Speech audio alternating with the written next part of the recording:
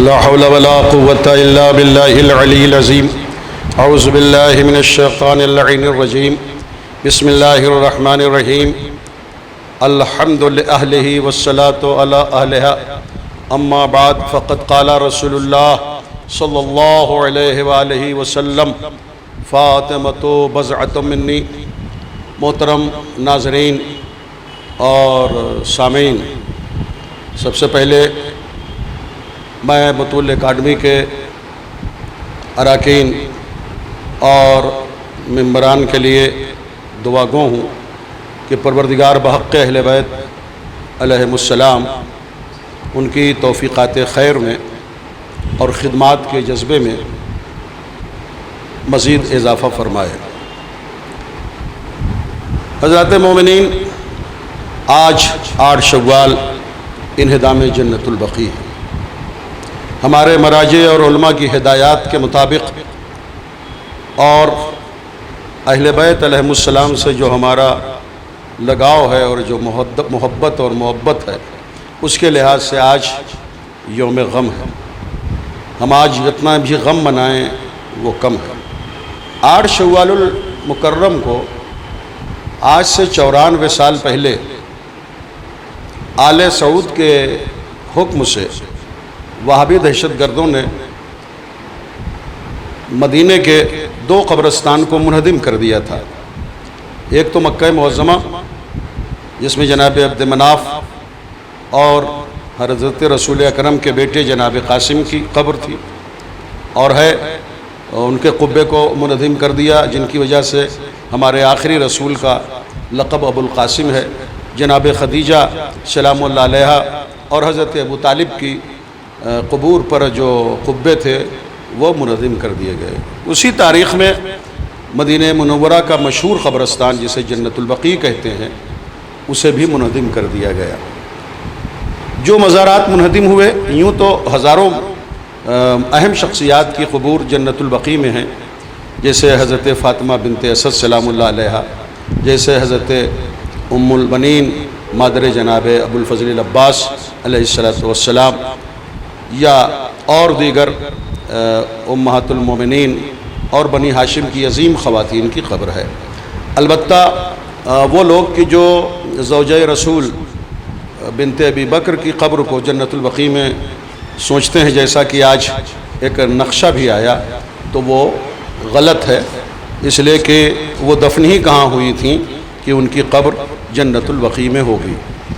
تو اور وہ بی تھیں کہ جن کے لیے جعفر جلال پوری نے کہا کہ جس نے روکی تھی سر راہ حسن کی میت، قبر خود اس کو زمانے میں میسر نہ ہوئی۔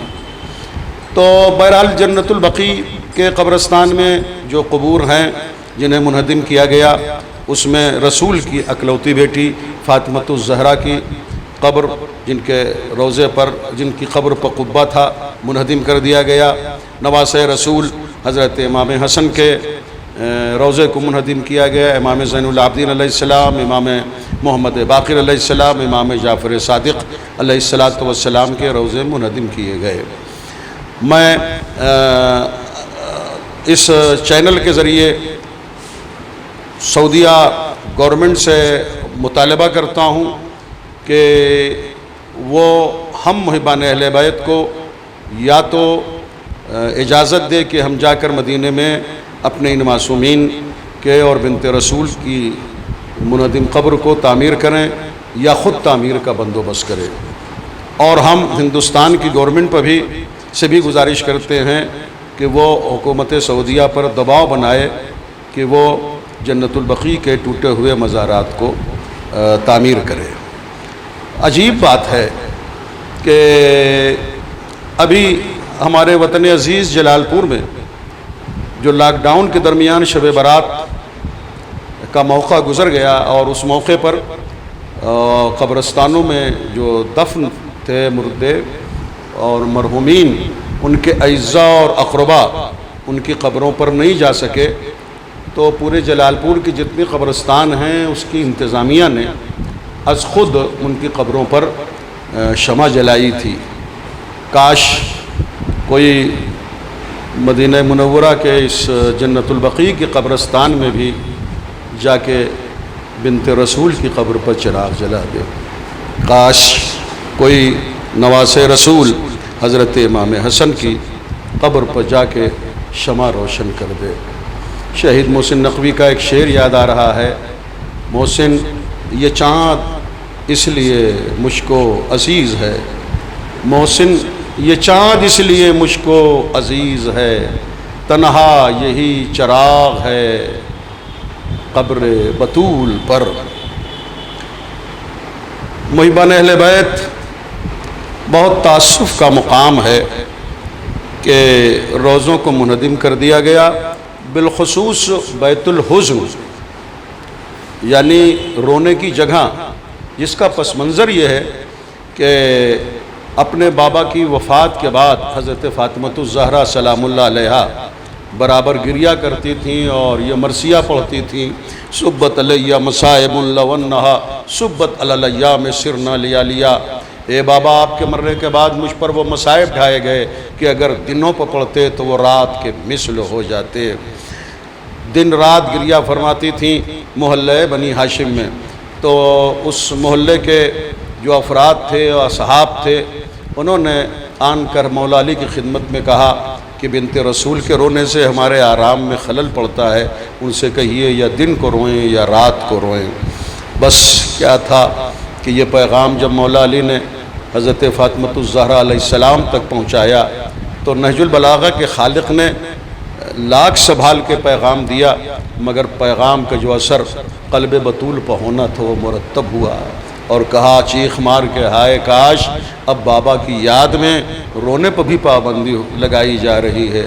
اس کے بعد شہزادی اپنے بیٹوں کو ساتھ میں لیتی تھیں، حسن حسین علیہ السلام کو، اور محلہ بنی ہاشم سے چل کے جنت البقیع آتی تھیں اور چلچلاتی ہوئی دھوپ میں گریہ کرتی تھیں، نوحہ ماتم کرتی تھیں، اپنے بابا کو یاد کر کے دل خراش بیان کرتی تھیں۔ مولا کائنات نے جب یہ دیکھا کہ رسول کی اکلوتی بیٹی مادر حسنین چلچلاتی ہوئی دھوپ میں بیان کر رہی ہیں، کوئی سایہ نہیں ہے، تو مولا کائنات نے ایک بیت الحزن بنوا دیا جسے امام باڑہ کہہ لیا جائے، اور وہیں شہزادی گریہ کرتی تھیں۔ رات میں محلے میں رہتی تھیں مگر دن میں تشریف لاتی تھیں جنت البقیع میں، اور حضرت علی نے جو بیت الحزن بنوا دیا تھا اسے میں گریہ کرتی تھیں۔ ہائے افسوس، آل سعود نے، وہابی دہشت گردوں نے اس نشانی کو بھی مٹا دیا جسے بیت الحزن کہتے ہیں۔ میری گزارش ہے کہ آج کا یہ احتجاج آپ خاموشی سے ضرور منائیں۔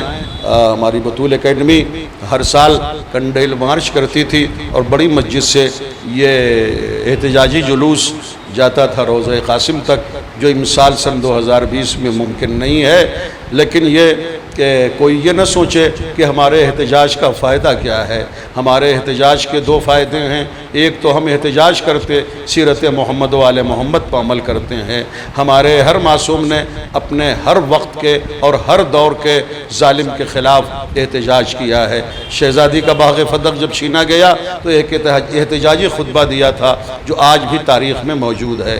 اسی طرح مولا کائنات جب مجلس شورا میں گئے ہیں تو زبردست احتجاج فرمایا ہے جو ہماری کتابوں میں موجود ہے، احتجاج تبریسی میں موجود ہے۔